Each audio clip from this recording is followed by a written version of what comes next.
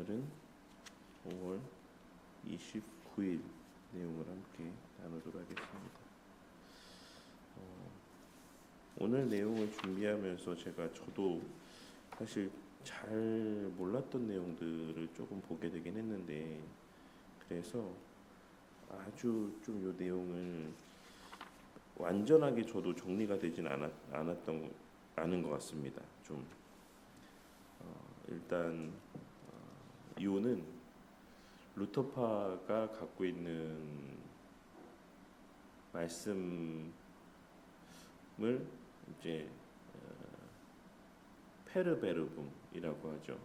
우리는 쿰베르보라고 이야기를 하고, 그러니까 말씀을 통해 그리고 말씀과 함께, 이 표현의 차이를 저는 단순하게, 그러니까 루터파는 말씀의 권위, 그러니까 설교의 권위를 매우 강조하거든요.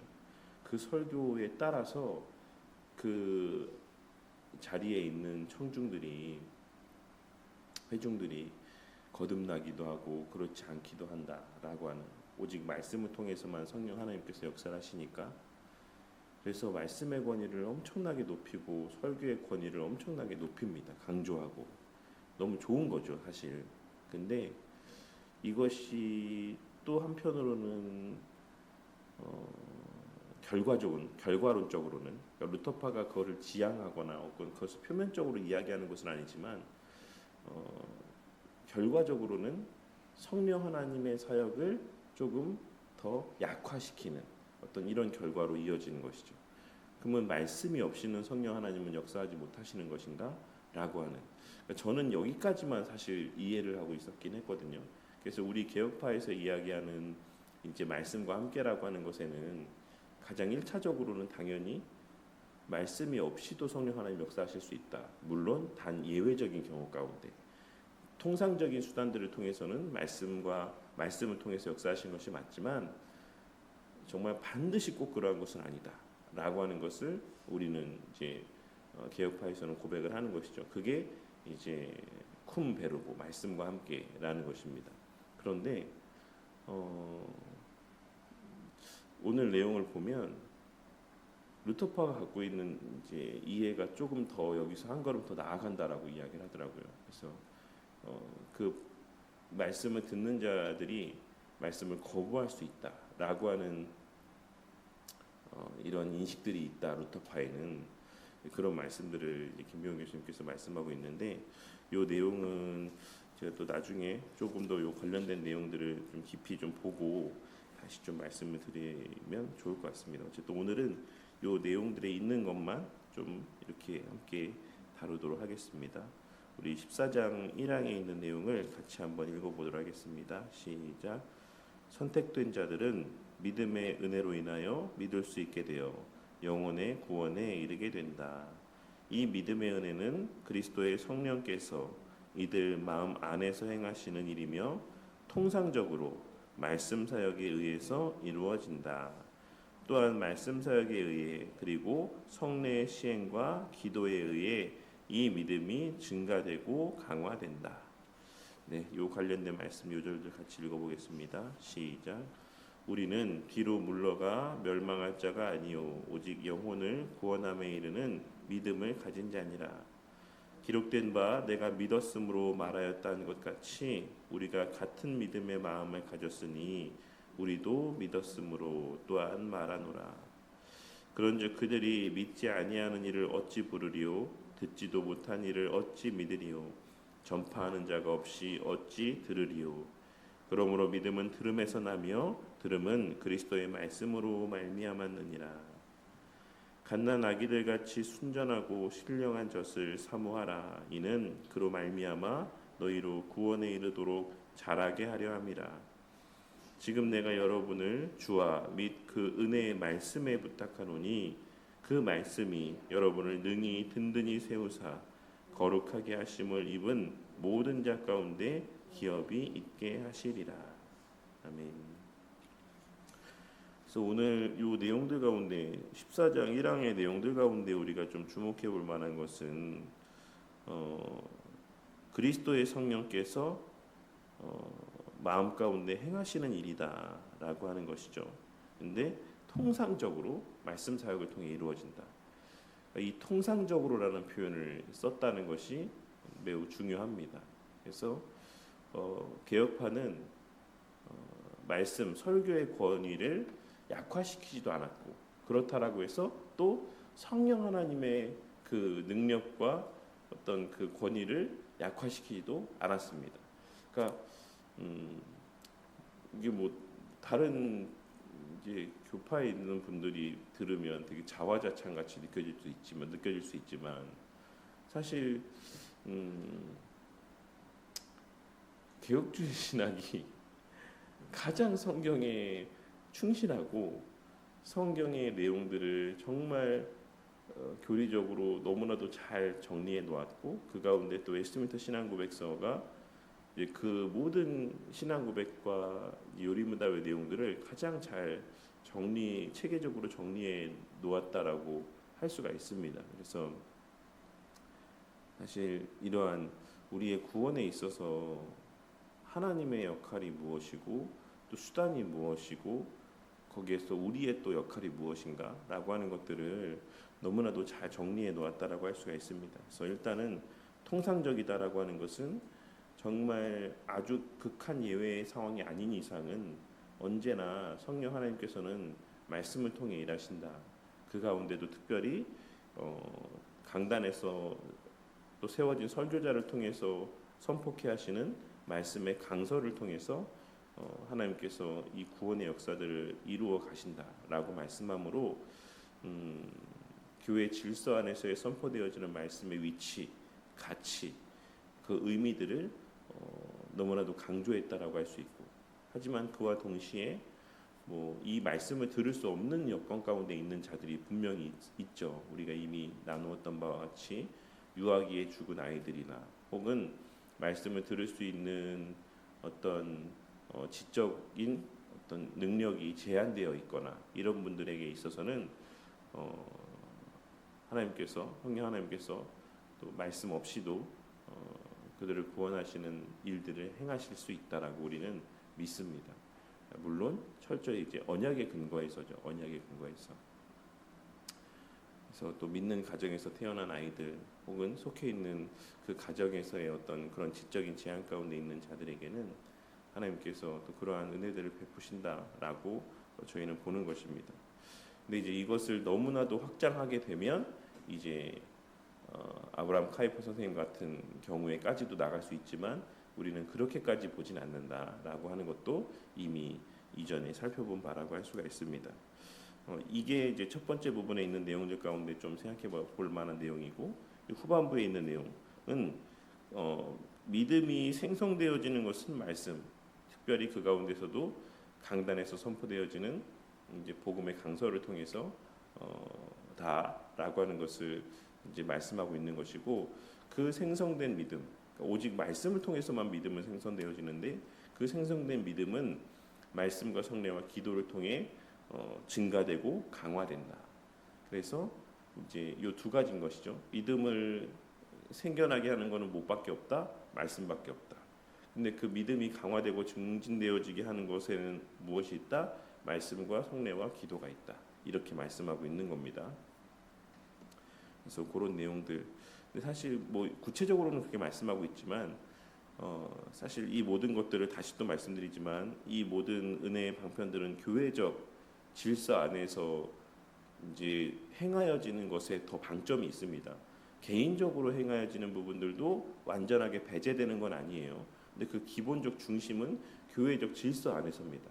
그래서 교회에서의 말씀의 강설, 그리고 교회에서 시행되어지는 성례, 그리고 교회 공동체 안에서의 서로를 향한 그런 기도들, 이러한 것이 은혜의 방편이다라고 말씀하고 있는 것이지만 또 더 나아가서 그 교회적 질서 안에서 누려지는 성도의 교제라든지 모든 것들도 사실 이 믿음이 증가되고 강화되는 데 있어서, 그리고 성화되어져 가는 데 있어서 하나님께서 사용하시는 은혜의 방편들이 될 수 있다라고 이제 최근에 뭐 언제부터가 최근인지 모르겠지만 이제 신학자들은 좀 더 넓게 봅니다. 이 은혜의 방편에 대해서 그런 내용들도 뭐 전혀 근거가 없는 게 아니죠. 왜냐하면 말씀에 근거하고 또 이것이 교회적 질서 안에서 행하여지는 것에 좀 더 방점이 있다라는 측면에서 교회 안에서의 누려지는 모든 하나님께서 이것에 근거해서 누리게 하시는 성도의 교제나 모든 삶의 시간들이 심지어는 뭐 밥 먹고 대화하며 이렇게 뭐 함께 어떠한 여가를 즐기는 그 모든 시간들 또한도 다 우리의 믿음이 증가되고 또한 강화되어지는 그러한 수단들로 또 사용되어질 수 있다라고 말씀하고 있는 겁니다. 그래서 오늘은 좀 그런 내용들 가운데서 특별히 좀 더 이제 말씀 사역이 어떤 위치인가에 좀 더 방점이 있는 것 같아요. 오늘 말씀에는 교리 해설의 내용에는 한번 보도록 하겠습니다. 어제 나눈 내용들이 이제 여기서 언급이 되고 있습니다. 앞부분에 보시면 선택받은 자들이 구원에 이르는 것은 믿음의 은혜로 인하여 믿을 수 있게 되기 때문입니다라고 말씀하며 이제 뭐라고 말씀합니까? 믿음은 사람이 믿을지 믿지 않을지를 결정하지 않은 중립의 상태에서 자유 의지로 선택하여 결정하는 것이 아니다. 왜냐하면 여기에는 이제 더 깊이 있게 그 뒷부분에도 어느 정도 설명이 되고 있지만 본래 부패성을 지닌 자연인은 믿음의 대상인 그리스도와 그분의 의를 스스로 받아들이고 의지할 수 없기 때문이라고 말씀하고 있는 것이다라고 할 수 있죠. 그래서 이 말을 이제 어제 쉽게 풀어 설명드렸죠. 자유의지는 없다. 왜냐하면 모든 의지는 그 본성과 성향에 영향을 받기 때문이다. 라고 우리는 잘 알고 있습니다. 그런 내용을 말씀하고 있는 거예요. 그래서 본래 부패성 갖고 있는 자연인, 즉 우리가 우리의 언어로 표현하자면 죽은 상태 가운데 있는 자들은 그리스도와 그분의 의를 스스로 받아들이고 의지할 수가 없기 때문이다라고 말씀하고 있는 것이죠. 그러니까 이게 여기서 이제 중립의 상태라고 하는 것을 언급하고 있는 이유는 제가 봤을 때는 그래요. 다분히 뒤에 이어지는 이제 루터파가 전제되어져 있다. 염두에 두고 하시는 말씀이라고 생각합니다. 근데 루터파가 그렇다라고 해서 표면적으로 노골적으로 이런 중립의 어떤 상태, 중립의 자유를 말씀하고 있지는 않는다라고 알고 있습니다. 저는.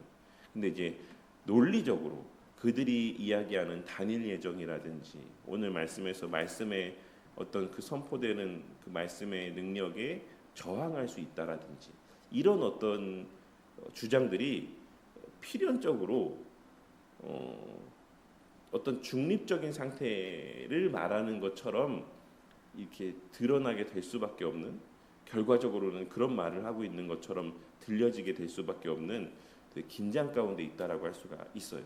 그래서 사실 우리 구정 선생님 그 단지에 루터교회가 있는데 예배 드립니까? 근데 거기 네.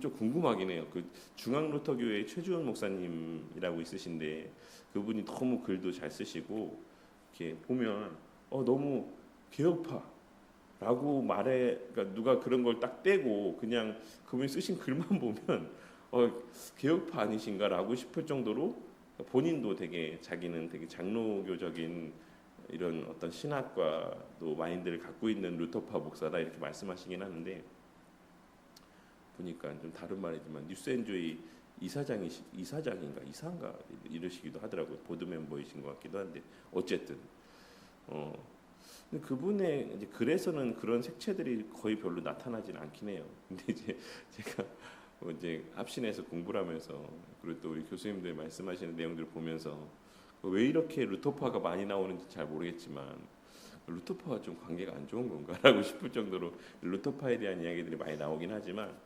그래서 좀 궁금하긴 합니다. 루터파가 갖고 있는 정말 이제 그런 신학적 어떤 교리적 내용들이 정말 이 시대에 그러한가? 루터파 목사님들은 이제 그런 어떤 정말 인지를 갖고 설교를 하고 계시는가라는 게 좀 궁금하긴 하지만 어쨌든 요는 그 루터파 교리, 정통 교리. 그러니까 뭐 이것도 사실 안타까운 말이지만 장로교 목사라고 해서 뭐 다 또 웨스트민스터 신앙고백서의 어떤 교리에 근간하여서 설교하고 가르치고 하는 경우들이 막 또 그렇게 많지 않은 것처럼 제가 또 생각하기에는 루터파에 있는 목사님들도 뭐 다른 감리교도 마찬가지지만 이런 어떤 정통 루터파 교리에 입각해서 막 이렇게 또 설교하시는 분들은 많지 않지 않을까라는 생각을 좀 해보기도 합니다. 근데 어쨌든 결과적으로 정통 루터파 교리, 오늘날의 루터파의 교리에 따르자면 그런 결론에 다다를 수가 있다라고 할 수 있고, 그래서 오늘 말씀에서도 교리 해설에서도 이제 그런 이야기들을 하고 있다라고 생각합니다. 믿음은 사람이 믿을지 믿지 않을지를 결정하지 않은 중립의 상태에서 자유 의지로 선택해서 결정하는 것이 아니다. 그리고 이어서 믿음은 은혜로 주어지는 하나님의 선물이다. 오늘 읽는 신앙고백서 14장 1항에서는 믿음의 은혜로 인해서 믿을 수 있게 되어라고 하는 표현을 써서 선택받은 자들이 믿음의 은혜로 말미암아 믿을 수 있게 되었다라고 진술하고 있습니다. 그리고 그것이 주체가 성령 하나님이다라고 말씀하고 있는 것이죠. 그래서 소요리 문답 30문답의 내용을 말씀하고 있는데 4월 29일 날에 나누었다라고 합니다. 성령 하나님께서 우리 안에서 믿음을 일으키심으로써, 그리고 이것에 의하여 우리를 효과 있게 부르셔서 우리를 그리스도와 연합시키심으로 그리스도께서 값주고 사신 구속을 우리에게 적용하십니다 라고 이렇게 말씀하고 있고, 이와 동일한 내용이 대요리 문답 59문답에 나와 있다라고 말씀하고 있습니다. 그래서 그 주체가 성령 하나님이라고 하는 사실은 이미 앞전에 살펴본 것이기 때문에, 근데 이제 그러면 그 성령 하나님께서 무엇을 통해서 적용하시냐라고 했을 때 오늘 이제 내용들을 나누고 있는 것이죠. 통상적으로는 말씀을 사용하신다. 하나님의 말씀을 사용하신다. 라고 말씀하며 로마서 10장 14절의 말씀을 이렇게 좀 근거로 우리는 이제 이렇게 이야기를 하고 있습니다. 여기서 이제 믿음을 일으키는 외적인 수단이 반드시 필요하다. 그것은 말씀이다. 라고 말씀하고 있는데, 이제부터가 요지죠. 오늘 내용이. 흥미로운 것은 이라고 이렇게 밑에서부터 6번째 줄, 7번째 줄에 있습니다. 흥미로운 것은 이 성령 하나님께서 말씀을 사용하시는 데 있어서 이 말씀의 위치, 말씀의 의미, 말씀의 가치, 그것이 루터파와 개혁파가 다르다라고 이렇게 말씀합니다. 루터파는 말씀 자체에 믿음의 은혜를 일으키는 내적인 능력이 있다라고 믿습니다. 그래서 페르베르붐라고 이렇게 이야기를 하죠. 말씀을 통하여. 그래서 반드시 말씀이 있어야 돼 라고 말씀하는 겁니다. 그렇기 때문에 주일 설교가 너무 중요한 거예요. 그 주일 설교에 따라서 그 자리에서 말씀을 들은 자들의 회심의 역사가 일어나기도 하고 아니기도 하고 이런 거죠. 뭐 그렇다고 해서 개혁파가 말씀 설교를 중요하게 여기지 않는 게 아닙니다. 그럼에도 불구하고 루터파가 갖고 있는 말씀은 이미 갖고 있는 의미는 훨씬 더 절대적인 거죠. 그래서 그 점은 되게 좋은 것 같기도 해요. 설교자들이 설교를 준비하고 또 설교를 함에 있어서 엄청난 그런 때로는 두려움과 때로는 그런 압박들을 느끼면서 말씀을 준비하고 또 말씀을 설교하는 이런 모습들은 우리가 또 본받아야 될 모습이다라고 할 수가 있습니다. 그런데 중요한 것은 마지막 줄에 보시면 믿음이 그러니까 그 밑에 세 번째 줄에서부터 좀 내용을 보시면 이게 좀 모순됐다라는 점을 지적하고 있으신 건데, 말씀 자체에 은혜를 주는 능력이 있다면 말씀을 듣는 모든 사람에게 믿음이 효과적으로 나타날 것을 기대하는 것이 상식인데 맞잖아요. 말씀 자체가 능력이 있어갖고 이제 주일에 강단에서 목사가 설교를 선포하면 그 말씀 자체의 능력으로 거기 듣는 사람들은 다 회심하게 되고 믿게 되는 것이다 라고 생각하는 것이 사실 일반인데, 그렇지 않다. 믿음이 효과 있게 일어나려고 한다면 말씀을 듣는 자가 그 말씀의 능력에 대해서 저항하지 않아야 된다 라고 하는 생각들이 있다라고 합니다. 그러니 선포된 말씀 안에 있는 능력에 대해서 저항하지 않는 사람에게 말씀은 성령 하나님과 함께 믿음을 일으키게 됩니다. 루터파의 이러한 주장은 사람이 말씀의 은혜에 저항할 수 있다라고 생각하는 어떤 생각들이 그 이면에 자리하고 있다라고 할 수 있어요. 그래서 왜 이렇게 생각할까라고 하는 것에 대해서 제가 좀 고민했는데 뭐 완전하게 답을 내리지 못했어요. 그러니까 루터파가 갖고 있는 단일 예정, 예정론이 또 다릅니다. 루터파와 우리는 이중 예정을 믿잖아요. 이중 예정. 그래서 하나님께서 구원하실 자도 정했고 그리고 유기하실 자도 정했다라고 이야기하지만 루터파는 하나님이 구원하실 자만 정하셨어. 그래서 이제 구원은 하나님의 은혜, 유기는 그들의 책임. 그들이 거부한 거야. 그들이 수용하지 않은 거야라고 이렇게 그 책임을 전적으로 인간에게만 돌립니다. 사실 뭐 그렇다라고 해서 우리가 뭐 이중 예정을 이야기할 때 거기서 인간의 책임을 배제하는 게 아니죠. 우리도 인간의 책임을 이야기합니다. 그대로 이제 내버려 두신 거죠. 유기하실 것으로. 이를 우리는 이제 허용적 작정이다라고도 표현을 하는데 루터파가 이런 어떤 비대칭적인 어떤 단일 예정에 대해서 말씀하고 있는 이유는 결정적으로는 딱 하나입니다. 그러니까 하나님은 죄의 조성자가 아니다라고 하는 것. 죄의 조성자가 될 수 없다. 우리도 마찬가지예요. 근데 우리는 좀 어느 정도 성경이 말하고 있는 바에 근거해서 있는 그대로 말하는 거예요. 하나님께서 구원하실 자도 작정하시고 유기하실 자도 작정하셨다. 근데 이제 이런 요 유기하실 자를 작정하셨다라는 질문, 이 어떤 명제를 계속 파고 들어가면 결국에는 하나님이 죄의 조성자이신가?라고 하는 문제까지 갈 수밖에 없어요. 근데 우리는 딱 성경이 말하는 데까지만 있는 거예요. 하나님은 죄의 조성자가 아니야. 그런데 유기될 자는 하나님이 정하셨어. 그리고 어떤 이 관계랑 어떤 그 이면에 우리가 설명할 수 없는 부분 신비의 영역으로 둡니다. 그러니까 성경이 말하고 있는 그대로를 말하는 것뿐이에요. 근데 루터파에서는 분명히 이 성경 안에서 이중 예정에 대한 것들을 말씀하고 있음에도 불구하고 무엇을 더 크게 보냐면 우리는 두 가지를 다 보는 것이지만 둘 다 예정하시기도 했고 하나님은 죄의 조성자가 아니시라는 말씀 이 두 가지를 다 붙들고 있다라고 한다면 루터파는 하나님은 죄의 조성자가 아니야. 하나님은 의로우신 분이고 선하신 분이야. 라는 것에 조금 더 가치를 두는 거죠. 그러다 보니 분명 성경에서 두 가지를 다 예정하셨다라고 말씀하고 있음에도 불구하고 이것에 비추어 봤을 때 후자는 그냥 하시는 말씀이야. 논리적으로 그렇게 되는 거지.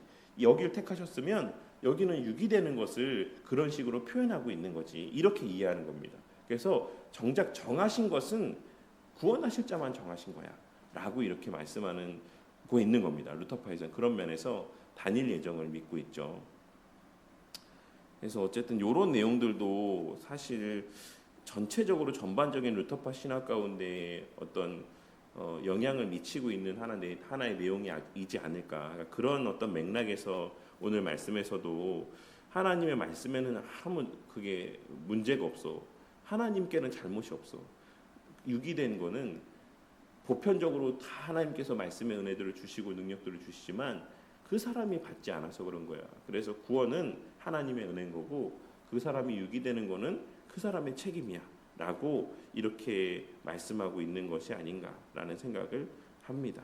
그래서 어쨌든 그들이 뭐 표면적으로 어떤 중립의 상태, 선택할 수 있는 능력이 있어라고 말하고 있진 않지만 우리는 그래서 저항할 수 없는 은혜라고 불가항력적인 은혜를 말하지 않습니까?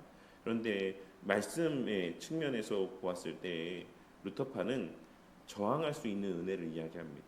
그래서 어떤 면에서 보자면 도르트 신조에서 말씀하고 있는 어떤 그 당시에 그 배경이 되고 있는 학론파와도 좀 공유되어지는 지점들이 있어요. 신학적으로 하나는 보편적으로 주어지는 은혜에 대한 것, 우리는 이제 제한적으로 주어지는 은혜에 대해서 이야기하지만 루터파는 어느 정도는 보편적으로 주어지는 은혜에 대해서 좀 말씀하고 있고 그리고 또한 저항할 수 있다라고 하는 이제 가항력적인 은혜를 말씀하고 있다라는 지점들이 있습니다. 그래서 이 내용들은 뭐 제가 또 뭐 루터파 전공도 루터 신학의 전공자도 아니고 그래서 요 정도까지.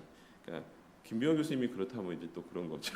김병호 교수님이 이 내용은 제가 좀 더 이제 그 근거되는 내용들을 좀 더 이렇게 살펴본 다음에 좀 잘 정리해서 한 번 더 말씀드리도록 할게요. 그런데 요는 루터파는 말씀을 이렇게 이야기하지만 그 말씀의 권위를 강조하며 동시에 이제 결론적으로 성령 하나님의 어떤 주권적인 능력에 대한 것을 조금 약화시키는 어떤 그런 면들, 결과들이 초래되어진다. 근데 반면에 개혁파는 어떠냐? 밑에 보시면 이제 개혁파는 말씀은 성령 하나님께서 믿음을 일으키신 수단으로 사용되는 것이며 믿음의 효과가 일어나는 것은 성령 하나님의 사역에 달려 있다라고 생각합니다. 그래서 여기는 말씀의 능력에 좀 더 방점을 두고 있다라고 한다면 개혁파는 성령 하나님의 역사에 좀 더 그 능력, 주권적인 능력에 조금 더 방점이 찍혀져 있다라고 할 수가 있는 것입니다. 그래서 심지어는 우리는 어디까지 이야기하는 겁니까? 말씀이 없이도 성령 하나님께서 역사하실 수 있다. 그러니까 하나님께서 말씀이 주권적으로 강권적으로 들려지게 하시는 것도 주권도 성령 하나님께 있는 거예요. 택하신 자에게는 그 말씀의 능력이 거부되어질 수 없는 겁니다. 불가항력적으로 말씀의 은혜가 주어진다라고 보는 거예요. 그러니까 우리는 그 모든 주도권을 누구에게 더 많이 두는 거예요? 성령 하나님에게 두는 거예요. 그런 차이가 좀 있다라고 할 수가 있습니다. 성령 하나님께서 내적으로 말씀을 적용하실 때 말씀 사역은 믿음의 효과를 일으킵니다. 그리고 그 밑에 보시면 성령 하나님께서 말씀이 선포될 때 이 말씀이 내적으로 적용되도록 하실 때 그 효과는 반드시 이루어진다. 루터파가 말하는 것처럼 사람이 저항할 수 있는 게 아니다라고 우리는 봅니다. 이때 듣는 사람이 성령 하나님의 내적인 부르심에 저항할 수 없다. 성령 하나님의 내적인 부르심은 불가항력적이다라고 우리는 봅니다. 그러니까 필연적으로 이렇게 되니까 이제 그러니까 루터파도 성령 말씀의 전적인 능력, 성령 하나님의 역사 이런 것을 말하지만 저항을 자꾸 이야기하다 보니 결론적으로는 인간의 협력에 대한 여지가 남아 있을 수밖에 없어요. 그러면 누군 듣고 누군 저항하는 거야? 라고 하는 질문에 대한 긴장이 있을 수밖에 없습니다. 그래서 나사로야 나와라 라고 했을 때 그러면 나사로가 저항하지 않았기 때문에 이제 살아난 것이다라고도 보게 되는 것이죠. 이런 긴장들이 있을 수밖에 없다. 요컨대 말씀 사역과 관련한 루터파와 개혁파의 차이를 요약하면 이렇다. 말씀 자체의 은혜를 주시는 능력이 내재되어 있는가에 대해서 루터파는 그렇다라고 말하고 개혁파는 그렇지 않다라고 말합니다. 말씀 자체가 귀하죠. 하나님의 말씀이. 근데 그 말씀에 성령 하나님께서 역사하실 때 그 말씀은 우리 가운데 효력 있게 적용이 되어진다라고 보는 겁니다. 그리고 또 루터파는 말씀과 함께 항상 함께 하시는 성령 하나님의 사역이 가항력적이라고 생각하고 개혁파는 불가항력적이라고 생각한다. 가항력적이라는 것은 우리가 저항할 수 있다라고 보는 것이고 우리 개혁파는 저항할 수 없다라고 보는 차이가 있는 것입니다. 오늘 읽은 신앙고백서의 이 믿음의 은혜는 그리스도의 성령께서 이들 마음 안에 생하시는 일이며 라고 하는 이 표현은 다분히 개혁파적인 이해, 견해를 드러내고 있는 표현이다라고 보시면 됩니다. 말씀 사역에 더하여서 성령 하나님께서 사용하시는 다른 외적인 수단들은 성례와 기도죠. 성례를 시행하고 기도하는 일은 믿음을 일으키는 일은 아니다. 맨 마지막 줄에 다만 세워진 믿음, 생성된 믿음이 증가되고 강화되게 하는 수단이다라고 보시면 됩니다. 이런 말들은 또 무엇과 연결되어지겠습니까? 로만 카톨릭과 연결되어지는 것이죠. 성례 자체가 갖고 있는 어떤 능력들에 대해 강조하고 있는 이런 부분들, 또 기도를 지나치게 또 가치 여기는 이런 모습들에 대한 이제 정의라고 할 수가 있습니다. 이 점이 성례와 기도가 믿음과 관련한 사역에 있어서 말씀과는 다른 점이다. 이처럼 차이가 나는 근본적인 이유는 성례와 기도는 말씀 사역을 토대로 시행되는 것이기 때문이다. 그래서 표와 인이다라고 이렇게 이야기를 하죠. 성례에 대해서는. 그래서 예전에도 비유로 말씀드렸던 것처럼 어떤 예전의 왕이 뭔가를 이제 글을 쓴 내용을 쓴 다음에 임봉하잖아요. 그 임봉을 해서 이 말이 지금 이 안에 쓰여 있는 말이 내 말이다라고 하는 것을 이제 표하고 이제 확증하는 어떤 그런 표식들을 나타내 보이잖아요. 근데 이것만 있고 안에 내용이 없어. 그러면 사실 이 도장의 의미가 없는 거죠. 그런 식입니다. 항상 성례에는 말씀에 대한 바른 이해, 그것에 대한 분명한 믿음이 전제되어 있고 그것을 표로 보여주고 그것을 확증해주는 의미가 있는 겁니다. 그래서 성례와 기도는 말씀 사역을 토대로 시행되는 것이기 때문이다. 성례는 말씀으로 전달되는 믿음의 대상인 그리스도와 그의 의의 사역을 세례와 성찬이라는 표지로 나타내 보여주는 겁니다. 그의 의가 실체고 세례와 성찬은 표지다라고, 이제 의가 실체이며 세례와 성찬은 표지다라고 할 수가 있는 것입니다. 실체를 전달하고 이를 깨닫고 받아들이고 의지하는 믿음은 말씀 사역으로 이루어지며, 이렇게 말씀 사역으로 인하여 이루어지는 믿음의 눈으로 표지를 바라보면서 또한 실체를 바라봄으로 그 믿음이 증가되고 강화되는 것입니다 라고 말씀하고 있습니다.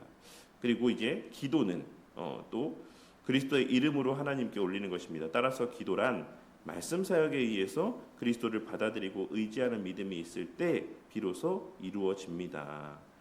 그러니까 그리스도와 연합된 자에게 기도가 또 은혜의 방편이 된다라고 말씀하고 있는 거예요. 그래서 제가 계속해서 여기서 말씀하고 있는 기도가 공동체적인 기도가 본질이다라고 말씀하고 있는 이유는 중생한 자의 기도만이 이제 의미가 있기 때문이에요.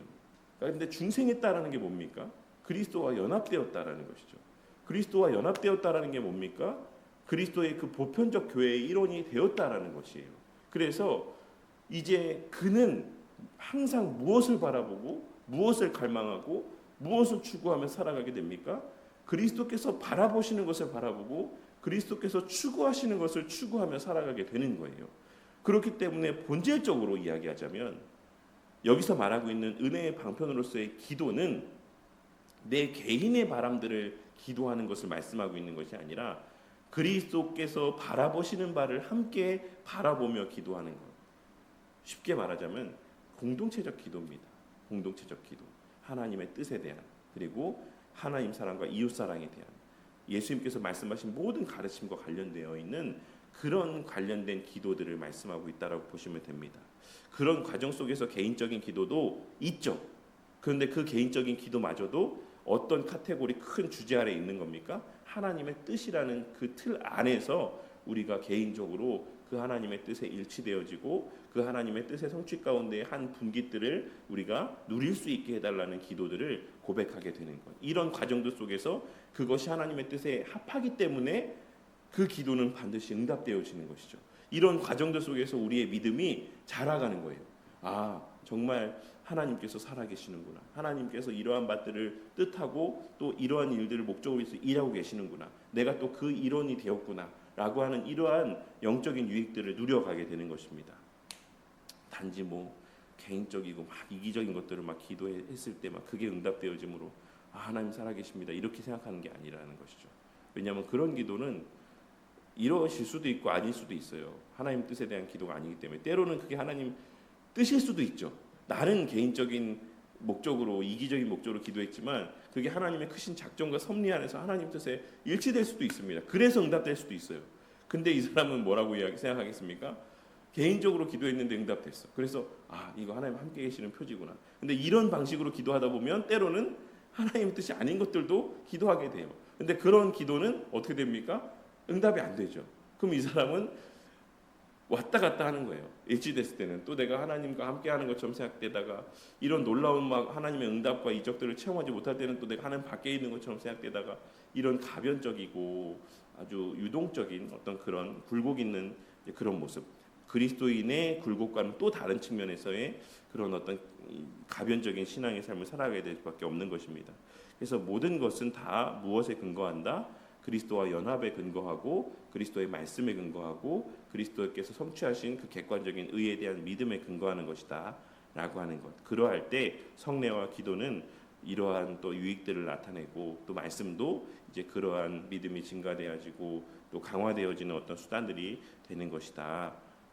모든 것은 다 무엇에 근거한다? 말씀의 은혜에 근거한다 라고 이렇게 이해를 하시면 될 것 같습니다. 그래서 성령 하나님께서 마지막 줄에 이것을 사용하시어 행하실 때 각각 효과와 유익이 실현되어진다라고 할 수가 있습니다.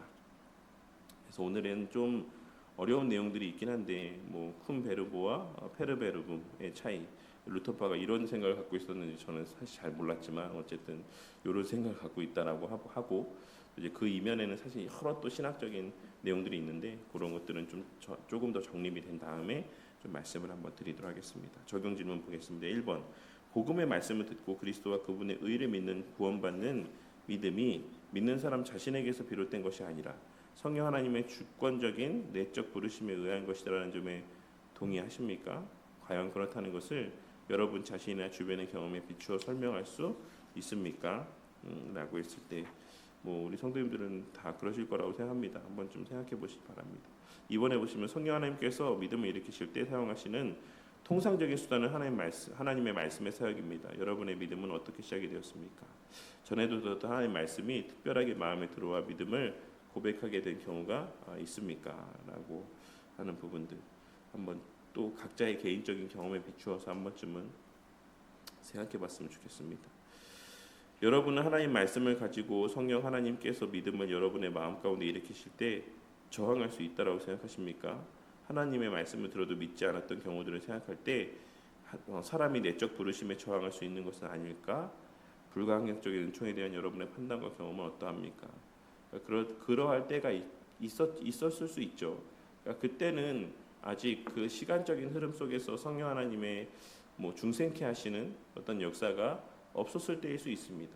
그러니까 성령 하나님께서 중생케 하시는 효과적인 부르심을 우리 가운데 행하실 때에는 저항할 수가 없어요. 근데 이제 그것은 어쨌든 또 우리의 인간적인 그 서사의 흐름 속에서, 인간적인 시간의 흐름 속에서 하나님께서 그렇게 행하시는 때가 있는 겁니다. 그러니까 그 이전에는 우리가 얼마든지 또 거기에 대해서 반응하지 않았을 수 있죠. 죽어 있는 상태 가운데. 이제 하지만 하나님께서 일으키실 때에는 저항할 수가 없는 것입니다. 그래서 중생이 언제 되었는지는 우리가 알 수는 없는 것입니다. 우리가 언젠가는 우리의 인식하지 못하던 때에 하나님께서 우리를 중생케 하시고 그것을 인지하게 하시는 때가 있는 거죠.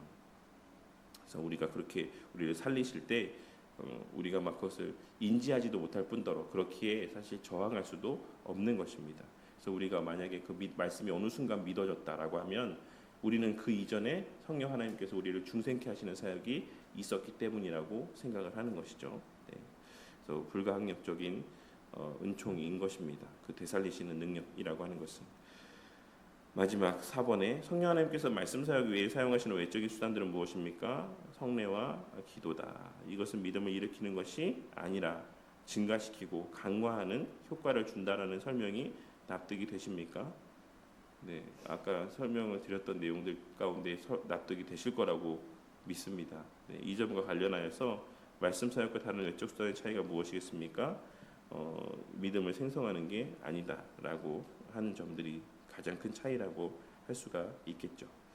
네, 어쨌든 이런 사실들을 좀 생각하면서 우리가 다 그런 이제 말씀 가운데 반응할 수 없는 자들, 어제도 나누었지만 그런 자들이었는데 성령 하나님께서 주권적으로 또 말씀이 이제 믿어지게 하시고 또 하시는 은혜들을 또 그래서 그리스도가 믿어지고 그리스도 행하신 바가 믿어지게 하시는 은혜들을 우리에게 베풀어 주신 것에 대하여서 이 시간 함께 감사하며 또 다른 또 이들에게도 우리의 사랑하는 자들에게도 또 이러한 중생케 하시는 성령 하나님의 주권적인 은혜가 있기를 위해서 늘 기도하는 우리 모두가 되었으면 좋겠습니다. 물론 그와 동시에 우리가 말씀을 전하는 것 너무 중요하죠. 그 앞서 잠깐 제가 얘기하려고 그러다 말았는데 주는 강단에서 선포되어지는 복음의 강설이다라고 하는 의미를 예전에 제가 설명드린 적이 있어요. 그러면 우리가 길에서나 혹은 내 주변의 사람들에게 말씀에 대해서 이야기할 때, 복음을 전할 때 그거는 그러면 거듭나게 하시는 성령 하나님의 어떤 그 사용하시는 수단이 될 수 없는 거야? 라고 질문할 수도 있잖아요. 강단에서 선포되어지는 복음이 그 사용하시는 주된 수단이다라고 이야기할 때. 근데 그렇지 않다라고 예전에 말씀을 드렸죠. 어떤 의미에서냐면 성도들이 누군가에게 전하는 복음은 어딘가에서 들었던 말씀입니다. 어딘가에서 선포되었던 말씀이에요. 설령 그가 개인적으로 어떤 책을 읽다가 혹은 그냥 말씀을 읽다가 뭐 느끼고 깨달았다라고 할지라도 그것이 진공의 상태에서 그가 말씀을 보면서 깨닫게 된 바를 말하는 건 아니다라는 것입니다. 무슨 말인지 아시겠죠? 다 어딘가에서 설교되어진 말씀, 가르쳐진 말씀, 전통적인 어떤 그 교리적 해석이 전제되어져 있는 말씀 이해라는 거예요. 설령 이 교회 강단에서 들은 말씀이 아니라도 어딘가에서 강단에서 선포되어졌던 하나님의 질서 가운데 세우신 직분자들을 통해서 해석된 성경 본문의 내용들, 그럴 수밖에 없죠. 왜냐하면 그리스도에 대한 이러한 모든 우리가 알고 있는 이 복음이라는 것은 이 역사 가운데서 사도들로부터 모든 교회 가운데 그 해석되어진 설교의 내용들 그리고 가르침의 내용들이 전제되어져 있는 거예요. 그것을 이제 성도들이 듣고 그 이해하고 있는 그 자신이 이해하고 있는 바 복음의 강설을 들음으로 그 자신 또한도 알게 된 그 복음의 강설의 내용들을 다른 이들에게 전하는 겁니다. 그러니까 그것이 1차적이냐 2차적이냐 라고 하는 것에 차이가 있을 뿐인 것이죠. 요는 그 근원은 강단에서 합법적으로 세워진 목사를 통해서 설교되어진 해석되어진 그 복음이 1차적인 원인인 것이고 그것이 성도들에게 들려져서 성도들이 누군가가 복음에 대해서 물을 때 그가 개인적으로 무엇인가 깨달은 걸 말하는 게 아니잖아요. 그가 교회적인 가르침을 들었고 교회적인 설교를 들은 바를 이제 그 사람들에게 얘기해 주지 않습니까? 복음은 이런 거야. 뭐 예수 그리스도는 이런 분이야. 그리고 그 외에 여러 가지 것들을 내용을 이야기해 줄 때 그런 면에서 모든 것은 다 어디에 이제 기원하는 것이다. 이 복음의 강설, 강단에서의 선포되어지는 복음의 강설에서 이제 파생되어지는 그 모든 복음 선포라고 할 수가 있는 겁니다. 그러니까 그런 맥락에서 이 전파하는 것에 대한 말씀, 로마서의 말씀, 그런즉 그들이 믿지 아니하는 일을 어찌 부르리요, 듣지도 못한 일을 어찌 믿으리요, 전파하는 자가 없이 들으리요라고 했을 때 이 전파하는 자라는 말씀은 꼭 그 사역자만을 말씀하는 건 아니다라는 거예요. 그렇지만 또 동시에 이것이 이 강단에서의 선포되어지는 공적인 가르침과 괴리가 있는 동떨어진 어떤 그냥 그 말씀을 말씀하고 있는 것도 아니다라고 하는 것을 말씀하고 있는 것으로 우리가 이해를 해야지만 됩니다. 그래서 그러한 말씀을 듣게 되므로 이제 그들이 이제 믿음을 갖게 되는 것이다라고 우리가 이해를 하시면 되겠습니다. 네, 이 내용들도 중요해요. 왜 그러냐면 우리 개혁파는 강단에서 선포되어지는 복음의 가치, 이 말씀의 가치를 절대로 가볍게 여기지 않기 때문에 그렇습니다. 그 너무나도 중요하다. 이 복음의 강선에 대해서 그래서 모든 요리문답이나 신앙고백서에서는 매우 그것을 강조하고 있다는 것을 좀 우리가 기억해야지만 되고 그것이 또한 동시에 설교자에게 있어서는 너무나도 큰 책임감, 무게감들을 갖게 해준다. 그리고 또한 동시에 성도들에게 있어서는 이 공적인 예배 속에서 하나님께서 세우신 설교자를 통해서 들려주시는 말씀의 가치, 그 권위가 얼마나 큰지를 또 성도들도 이제 알게 되는 것이다라고 할 수가 있는 것입니다. 오늘 좀 너무 길었는데, 네 어쨌든 뭐 기도를 또 길게 하시면 되니까 기도 제목 몇 가지 또 함께 나누도록 하겠습니다. 오늘 일정들 위해서 여전도의 모임과 또 오후에 또 있을 전도를 위해서 함께 기도하도록 하겠습니다. 그리고 또 교회의 양적인 성장을 위해서도 함께 또 기도했으면 좋겠습니다. 그래서 우리가 뭐 그 길에서 사실 저는 이제 노방전도라는 표현이 엄밀한 의미에서 보자면 사실 또 맞지 않다라고 생각합니다. 우리가 뭐 그 시간에 막 그리스도의 의에 대해서 객관적인 의에 대해 죽으심과 부활하심에 대해서 막 이렇게 설명할 수 있는 여지가 없잖아요. 뭐 이제 스쳐갈 뿐인데 그럼에도 불구하고 우리가 또 교회에 대해서 알리는 것만으로도 또 우리가 바른 믿음을 또 신학을 추구하는 또 그러한 교회 또 이러한 교회가 있다라고 하는 것들을 알리는 것도 넓은 범위에서는 사실 복음을 전하는 하나의 또 과정이 될 수 있다라고 생각합니다. 이러한 시간들을 통해서 또 또 교회를 찾고 있는 분들이나 혹은 또 삶에서의 여러 가지 고민이나 혹은 또 결핍의 문제로 힘들어하고 또 방황하는 분들이 있다라고 하면 또 하나님께서 또 그러한 수단들을 사용하시는 것 같습니다. 그것이 평소에는 항상 막 버려지고 그냥 막 이렇게 보고 싶지도 않고 이런데 얘기를 나중에 들어보면 항상 그러더라고요. 다른 교회에서 얘기 들은 건데 목사님들한테 어떻게 오셨냐? 근데 그날따라 전도지를 받았는데 그냥 한번 보고 싶더라. 또 어떤 때는 뭐 한번 가보고 싶더라. 그런 마음이 들었다. 이렇게 얘기하시고 교회로 오게 되시는 분들이 있다라고 하더라고요. 아주 가뭄에 콩나듯이 있긴 하지만 있대요. 그래서 뭐 꼭 그렇게 해서 오시는 것을 아주 요로 하는 것도 아니지만 하나님께서 또 우리에게 그런 역할들을 맡기셨으니 또 이렇게 또 그 일들을 감당하며 또 이러한 것이 또 하나의 또 하나님 사용하시는 수단이 되어서 교회가 또 양적으로도 조금씩이나마 자라가는 은혜가 있기를 위해서 함께 기도해 주시고 또 주일 오후 또 준비 논의들을 이제 은서나 종은이랑 또 이렇게 할 텐데 또 잘 또 논의가 되어서 주일 오후에 우리의 또 기대하고 바라는 바대로 또 기도하는 바대로 또 풍성한 열매가 있는 시간들 되기를 위해서 함께 기도해 주시기 바랍니다. 교회적 기도들이 몇 가지 있습니다. 뭐 좀 남은 시간들이 남아 있는 기도 제목이긴 한데 너무나도 중요한 기도 제목이기 때문에 늘 함께 기도해 주셨으면 좋겠어요. 교회의 직분자가 세워지는 것.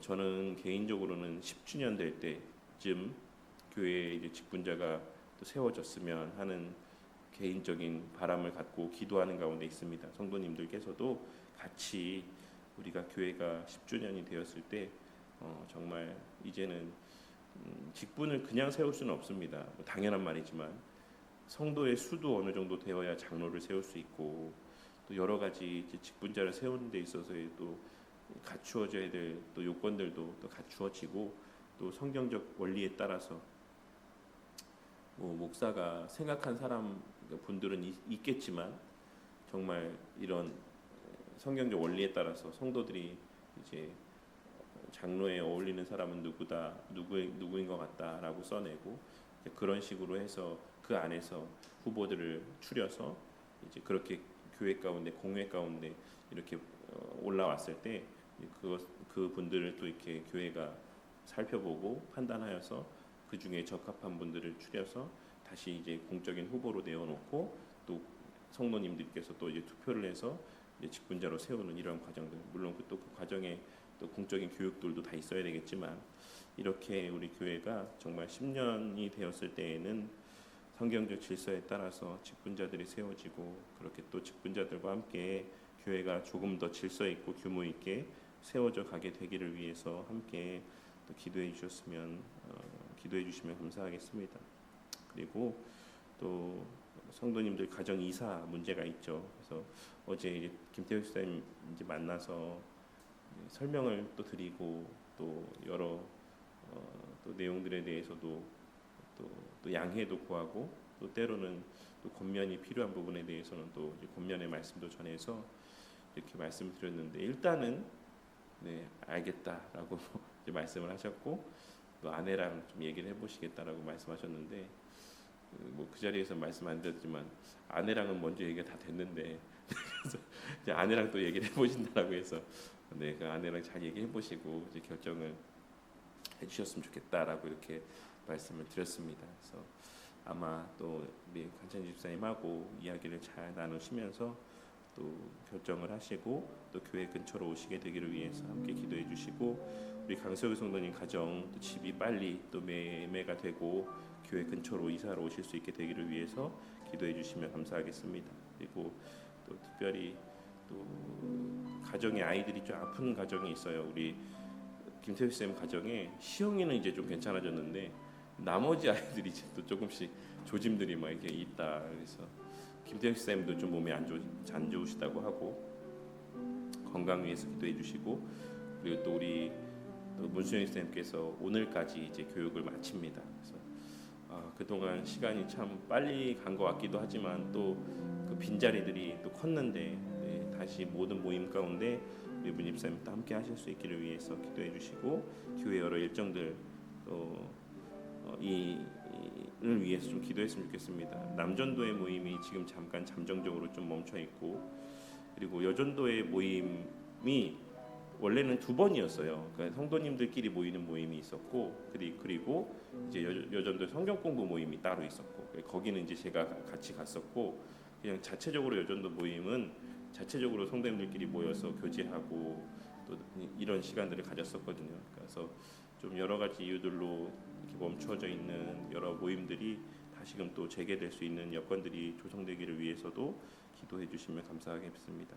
그 중에 특별히 우리 남전도의 모임이 좀 더 이제 다시금 재개되고 또 활성화될 수 있도록 위해서 어제도 우리 김대희 쌤 이제 신방하면서도 말씀드렸지만 성경적인 원리는 교회가 목사가 각 가정의 가장들을 양육하고 그 가장들이 이제 각 가정으로 돌아가서 각 가정을 양육하는 이것이 성경적인 원리고 질서입니다. 그래서 뭐 소요리 문답이면 소요리 문답, 뭐 대요리 문답까지 가정에서 가르칠 일이 있을지 모르겠지만 어쨌든 소요리 문답의 내용들을 가장이 숙지하고 가장이 그 소요리 문답의 내용들을 갖고 각 가정으로 돌아가서 본인의 자녀들에게 또 소요리 문답의 내용들을 가르치고 또 아내에게도 가르치고 그리고 가정 예배를 인도하고 이런 모습이 가장 성경적인 교회와 가정의 모습이라고 할 수가 있죠. 그런 데 있어서 남전도의 모임이 또 가장의 역할이 너무 중요하다라고 생각합니다. 그래서 함께 우리 가장들을 위해서 기도해 주시고 또 남전도의 모임을 위해서도 계속 기도해 주시면 감사하겠습니다. 그리고 각자 이제 개인적인 기도 제목들을 위해서 기도하시고 오늘 하루 또 시간이 너무 많이 갔지만 편하시게 또 기도하시고 오늘 하루를 또 시작하도록 하겠습니다. 기도하겠습니다.